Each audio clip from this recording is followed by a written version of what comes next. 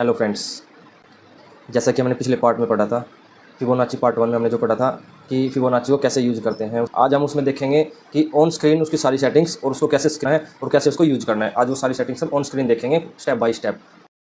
Side में एक ये टूल का ऑप्शन होता है, इसमें आपका 1 2 3 थर्ड ऑप्शन होता है। इस पर आप क्लिक करोगे तो यहाँ पे सबसे पहला ऑप्शन आता है फेवरेट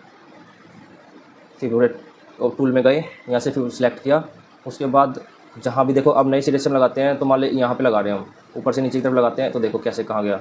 अब कितना अजीब दिख रहा है, इसका पता ही नहीं चल रहा कि यूज़ कैसे करना। देखो कितना बड़ा लेवल बनता है। इसमें क्या करेंगे इसमें समझ ही नहीं आ रहा कि इसमें सेटिंग करनी कैसे है। अब इसकी सेटिंग्स के लिए मैं आपको बताता हूँ। जैसे मैंने बताया था, सेटिंग्स में गए, ओनली 6 टेक्स्ट यूज़ करेंगे, ठीक है। सबसे पहले 0, उसके सामने वाले को हम हटा देंगे जैसे मैंने सेटिंग में बताया था। उसके बाद ये जो है सेकंड वाला, इसको हमें करना है ओनली 3,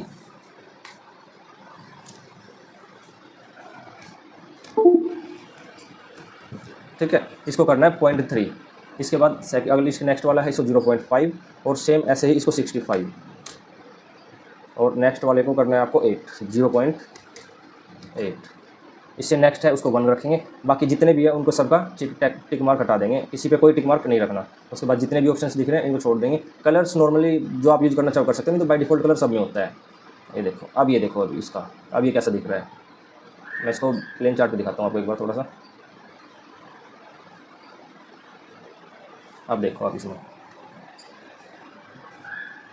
जो लेवल्स हमने बात करी थी, ये सब लेवल्स इसमें बन के आ गए। ये लेवल 1, 0.8, 0.65, 0.5, 0.3 और 0, ये हमारे लेवल्स हैं। और उसमें हमें जो एंट्री और एसएल लेना है वो कहाँ बेटर होता है और कैसे उसको हम छोटा या मिनिमाइज कर सकते हैं, उसके अकॉर्डिंग हम प्लान करेंगे ट्रेड को, ठीक है। ये आपने लगाना सीख लिया। अब इसके बाद हम इसको हटा देते हैं। अब हम इसको अप्लाई करते हैं चार्ट के ऊपर, जैसे मैंने आपको बताया था। आज ही के चार्ट में बात करते हैं। ये पहली कैंडल ग्रीन है, हमें पहली कैंडल से मतलब नहीं है, हमें इसमें एटलीस्ट 2 या 3 कैंडल चाहिए जो डायरेक्ट मोमेंटम में बड़ी कैंडल बनी हो, ग्रीन हो या रेड हो, उससे मैटर नहीं करता, लेकिन सेम कैंडल होनी चाहिए, जिसे मोमेंटम बोलते हैं, ठीक है। अब यहाँ पे पहली कैंडल में सिंगल कैंडल है, इसके बाद बंद होगी, इसके बाद रेड आई 1 2 और ये 3, क्योंकि इसके अंदर ये तो ये 3, यहाँ पे 3 मोमेंटम आई।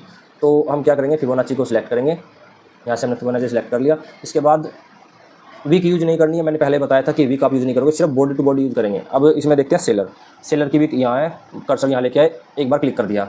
उसके बाद दोबारा क्लिक नहीं करना है, सिर्फ माउस को वहाँ लेके जाना है जहाँ आपको ये रखना है। मोमेंटम खत्म कहाँ हुई, इस वाली कैंडल पे, ये रेड वाली कैंडल। अब हमने इसको यहाँ लगा दिया,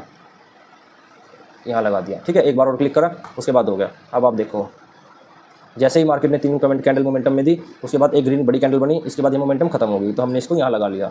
अब मार्केट में क्या होता है, मैंने बताया था 1 जो पॉइंट है आपका, वो हमेशा आपके लिए स्ट्रॉन्ग रेजिस्टेंस का काम, मतलब एसएल रखना है आपको 1। इससे ऊपर अगर मार्केट किसी भी हद में जाती है तो आप यहाँ पे एसएल लोगे ही लोगे, चाहे आपने एंट्री कहीं भी ली हो। ये आपका एसएल है, क्योंकि यहाँ पे मोमेंटम शुरू हुई थी, ये सेलर जोन है यहाँ पे।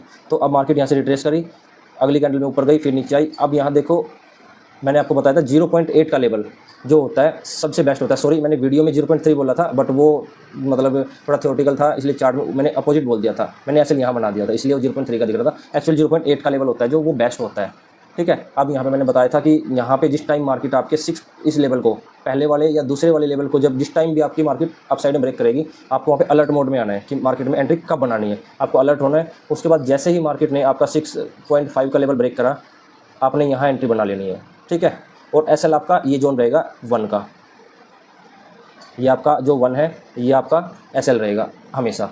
इसके बाद मार्केट ने यहाँ एंट्री बनाई, इसके बाद मार्केट एक बार और ऊपर गई है 0.8 का लेवल मैंने सबसे बेस्ट बताया, क्योंकि इसमें रिस्क रिवॉर्ड बहुत बड़ा होता है। रिस्क रिवॉर्ड बड़ा मतलब कैसे, जैसे ये आपका लॉन्ग शॉट है, आपने यहाँ इस लेवल पे अगर आपने ट्रेड बनाई, ठीक है, और एसएल देखो आपका कितना बना, और इसके अपोजिट रिस्क रिवॉर्ड देखो कितना हुआ, 3.8 का हो गया, मतलब लगभग 4 का रिस्क रिवॉर्ड हो गया, सर 3.25 का।